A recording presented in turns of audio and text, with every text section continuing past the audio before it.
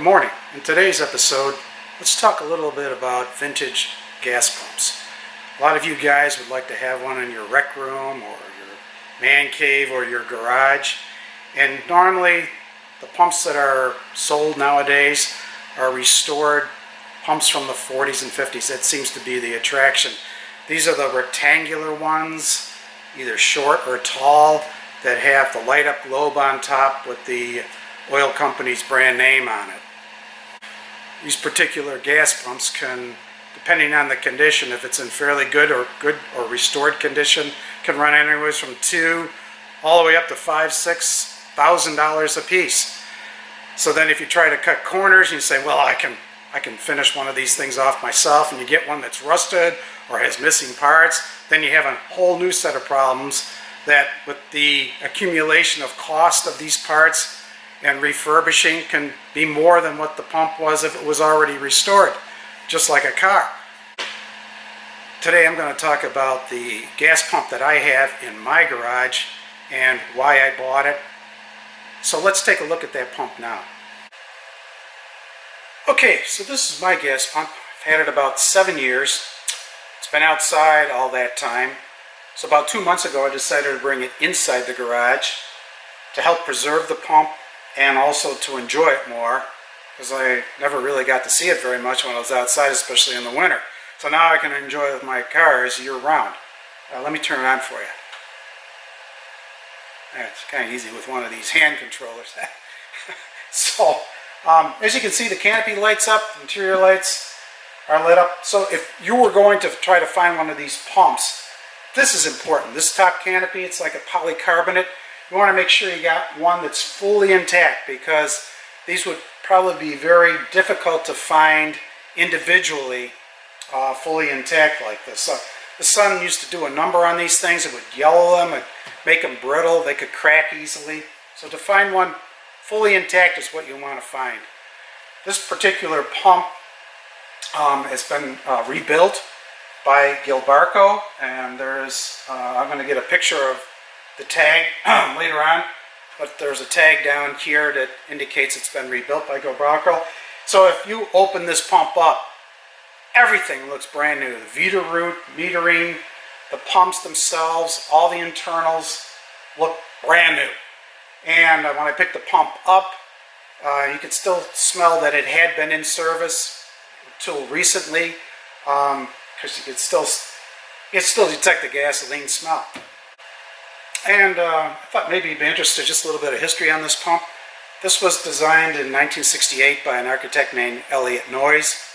It was consigned by Mobil to upgrade their service stations. So when this design was approved, Mobil converted over, I think around at that time, around 3,000 of their gas stations to this design, the cylindrical pump. Plus, they had the round canopies that were over the pumps. So as a matter of fact, there's a museum in England that displayed this pump in 1982 with an exhibition that they held there called Art and Industry. And this was their prominent item of that exhibit. And this museum today is well known, apparently, across the world as a leading museum for contemporary art and design. So that was quite a testament to the design of this pump. Okay, so I kind of started driving in 1968, and that was about the same time that the Mobil stations were starting to convert over to these type of pumps. Well, where I grew up, there was a Mobil station. That was the neighborhood gas station. That's where everybody took their car for gas and to get their car repaired. So these pumps are what I remember the most when I started driving. And to this day, that's why I still wanted one of these pumps in my garage collection. So 7 years ago, I happened to find this pump at an AACA event in Hershey, Pennsylvania. It's the fall event. It usually takes place the week after the Carlisle fall event, and it usually falls around Columbus Day. Well, there's a vendor that comes there every year that has a number of old gas pumps that he is selling. So that particular year, he had this pump there, and I wanted it. I saw the condition of it. It was rebuilt. It was in beautiful condition. I said, well, I'm going to pick this pump up. So I think I paid $500 for the pump, and I haven't looked back since. I have no urge to get another gas pump or anything else. This is what I had been looking for. So about the only other thing I did to this pump was I added 4 caster wheels on the bottom of it so I could roll around the garage if I had to, or change the display up. So it makes it convenient to be able to move this thing around, because with all of the guts inside, it's pretty heavy. So it's like a lot of times when you go to find an old vintage gas pump, a lot of them don't have the guts anymore inside. They just have the visual aesthetics on the outside of the pump. But this one has the full complement of Veeder-Root measuring devices, all the pumps and the associated plumbing and filters and everything that goes with the pump. So they're pretty bulky, they're pretty heavy.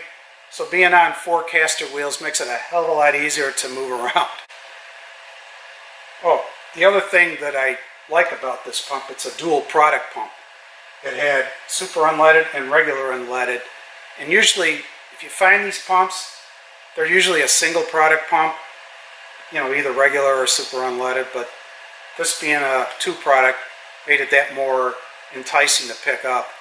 So when you're looking for a vintage gas pump, you have many choices. You have many price point choices to make.